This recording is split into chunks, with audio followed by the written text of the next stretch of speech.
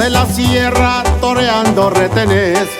Traigo una carguita en mi troca viejita. Llegando a Santiago casi amanecía, pero en la salida me paró la guardia.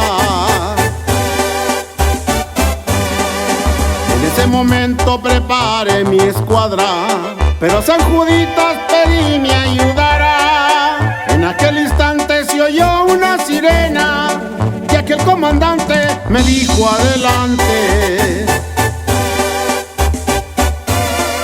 cediéndole el paso a aquella ambulancia que en aquel momento salvó mi existencia.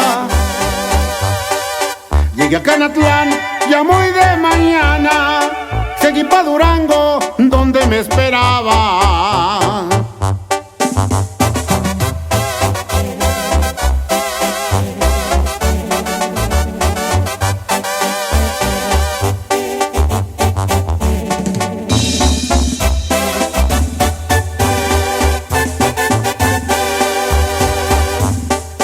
Si le entras a esto arriesgas la vida, pero estoy dispuesto y hacer la movida. En una bodega bajaron la carga, ganando un billete gracias a San Juditas.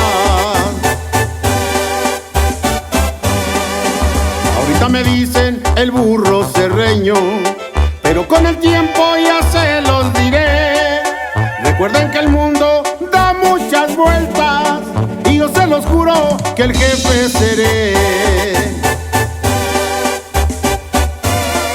La carga no pesa cuando alguien te ayuda, pero en este jale a todo te acostumbra.